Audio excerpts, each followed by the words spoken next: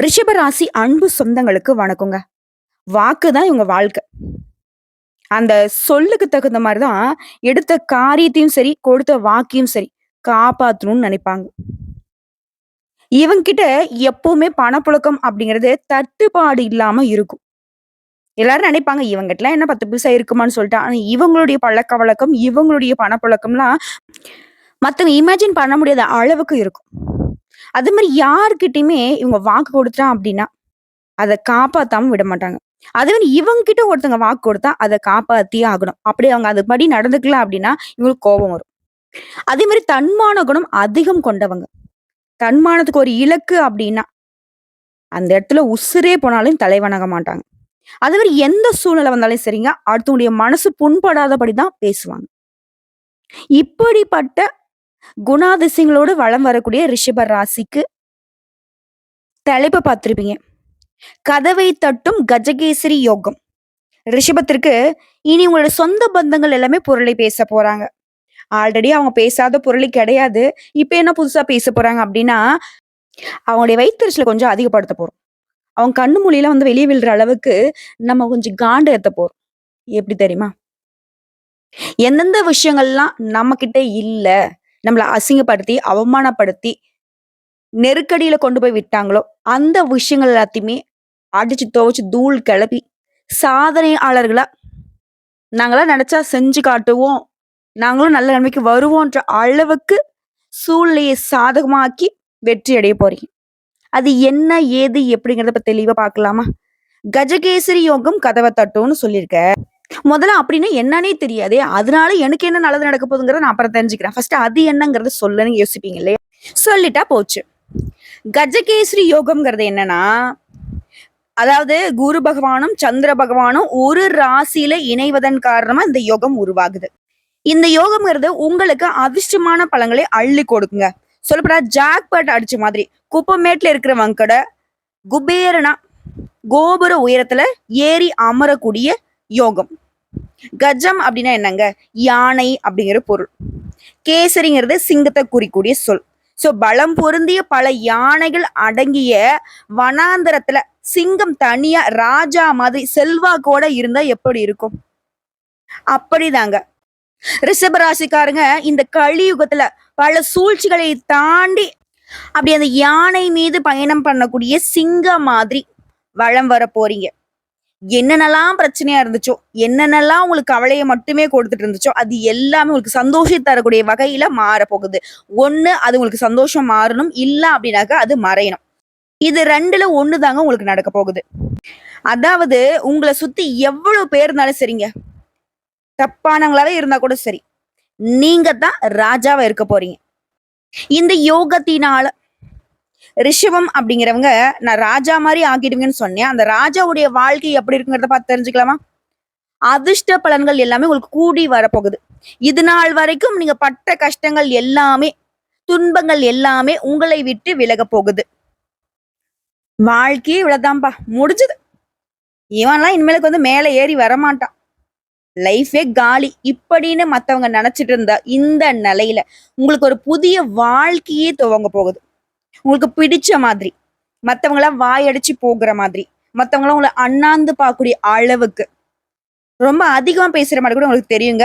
கட்டாயம் இதெல்லாம் உங்க வாழ்க்கையில நடக்க போகுது. இந்த கஜகேசரி யோகம் அந்த அளவுக்கு உங்களுக்கு அதிர்ஷ்டமான பலன்களை கொடுக்க போகுது. முன்னாடி சொன்னதுதான், ஜாக்பாட் அடிச்ச மாதிரி திடீர்னு உங்களுக்கு அதிர்ஷ்ட மழை பொழியும். சொல்லப்போனா இந்த ஒரு படத்துல டைலாக் ஒண்ணும் இல்லையா, நான் எப்ப வருவேன் எப்படி வருவேன்னு யாருக்கும் தெரியாது, ஆனா வர வேண்டிய இடத்துல கரெக்டா வந்துருவேன்னு சொல்லுவாங்க இல்லையா? அதே மாதிரிதாங்க இந்த யோகமும் உங்களுக்கு எங்க எப்படிலாம் தெரியாது, யார் மூலியமாலாம் தெரியாது, உங்களை தேடிக்கிட்டு வரும். அந்த அதிர்ஷ்டத்தை உங்களாலே புரிஞ்சுக்க முடியாது. ஆனா நீங்க தொட்டது எல்லாமே வெற்றியாக மாறக்கூடிய நேரம். பொன்னான வாய்ப்பை இந்த யோகம் உங்களுக்கு கொடுக்க போகுது. பல உயர் பதவிகள் அடையக்கூடிய வாய்ப்பு இருக்கு.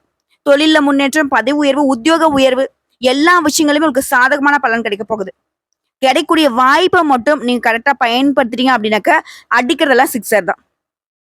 எந்த ஒரு வாய்ப்பையும் தட்டி கழிச்சிடாதீங்க.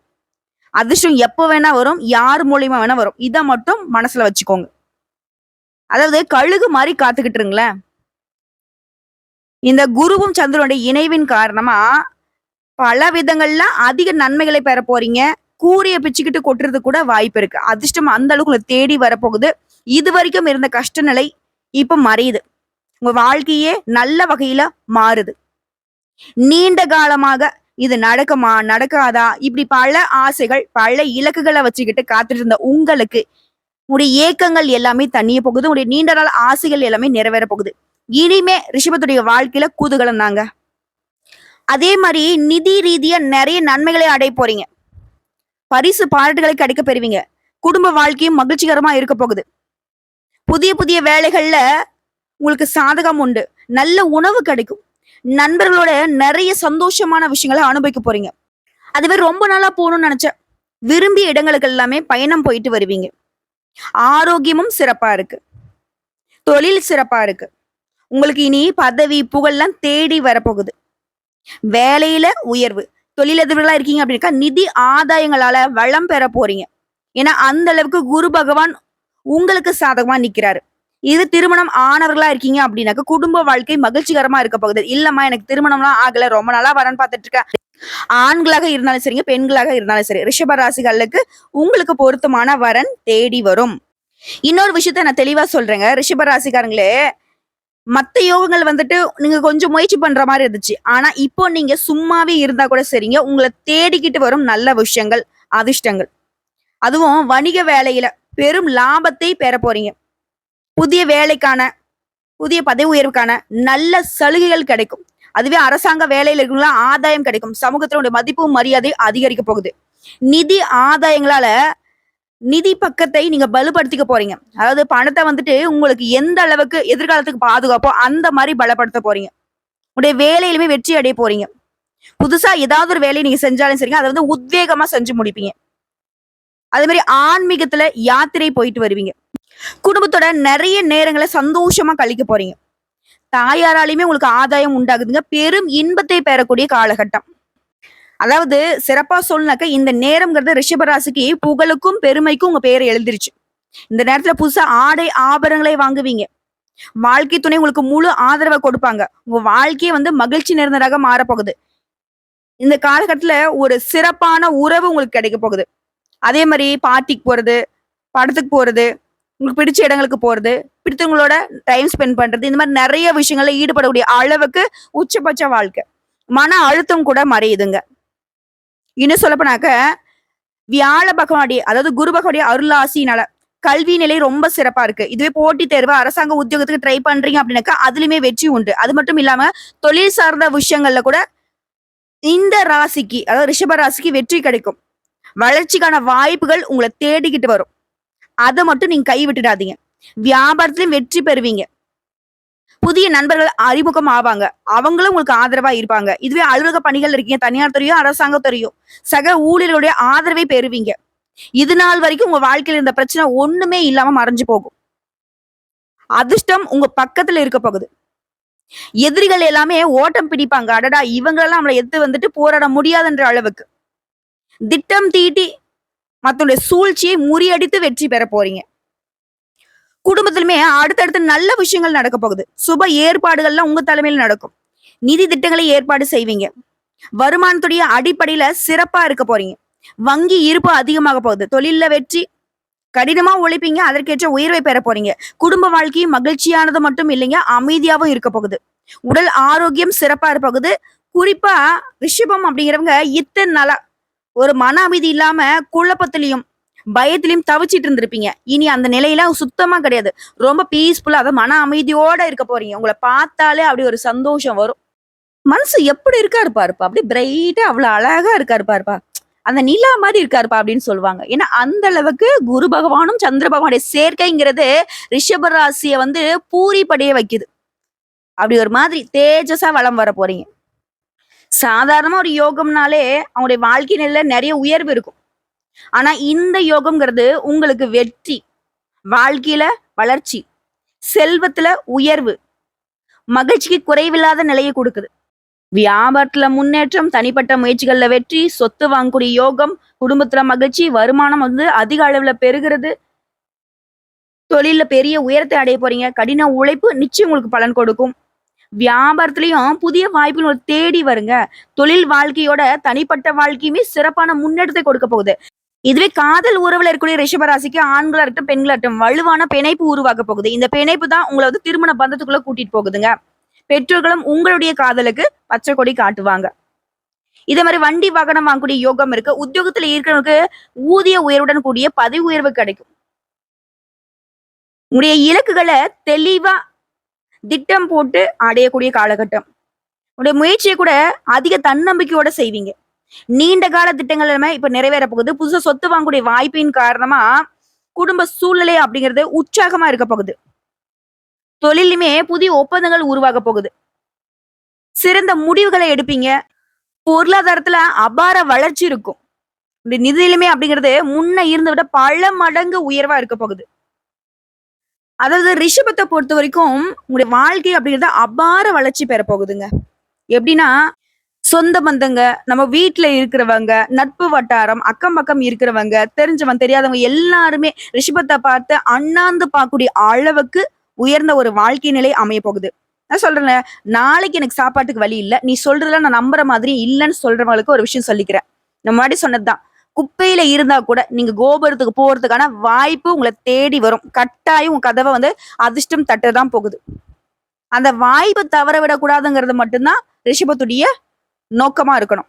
கழுகு மாதிரி காத்துக்கிட்டுருங்க. ஓகேவா? ஒட்டு மொத்தமா ஒரே நாள்ல நம்முடைய வாழ்க்கை நிலை மாற போகுதுன்ற அளவுக்கு இந்த படத்துங்கள்லாம் காட்டுவாங்க இல்லையா, ஒரே பாட்டுல ஓஹோன்னு வாழ்க்கை அமைஞ்சிருச்சுப்பா அப்படின்வாங்க இல்லையா, அந்த மாதிரி கூட உங்க வாழ்க்கையில் நடக்கும். சொல்லப்போனா தொழில் ரீதியா, உத்தியோக ரீதியா, குடும்ப வாழ்க்கை ரீதியா அமோகமான பலன்கள் உங்களுக்கு காத்துக்கிட்டு இருக்கு. இந்த காலகட்டத்துல புதிய வியாபாரங்களை நீங்க ஆரம்பிக்கிறது கூட வாய்ப்பு இருக்கு.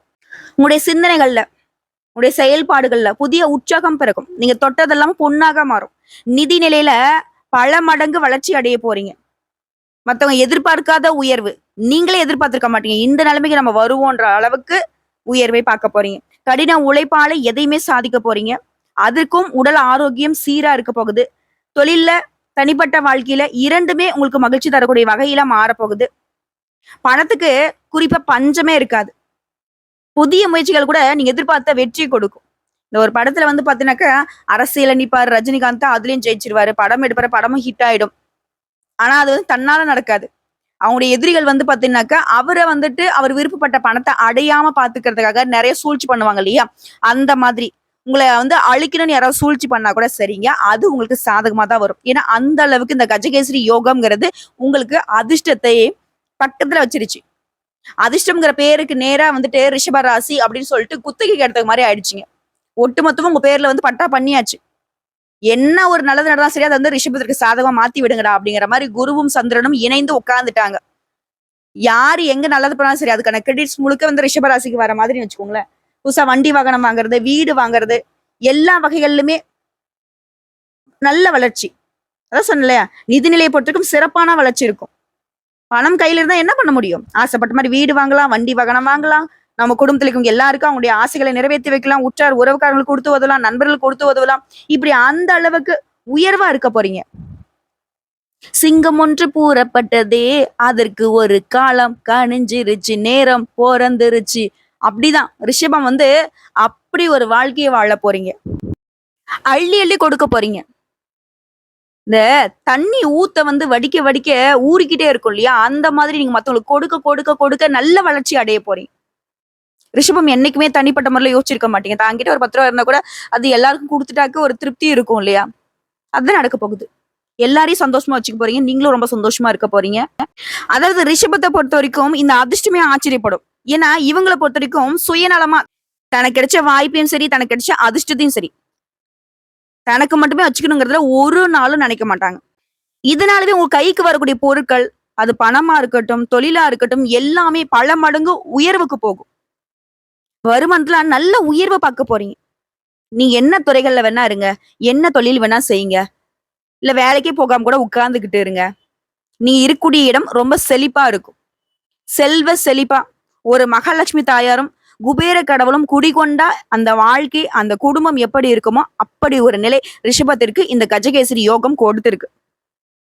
ஆனா ஒரு விஷயங்க, அந்த குபேரனே வந்து நம்ம வீட்டுல குப்பரப்படுத்தாலும் அவர நம்ம வழிபாடு செஞ்சு, அதுக்கான முயற்சிகள செஞ்சா மட்டும் தான் நல்லது நடக்கும். அதே மாரி தான்.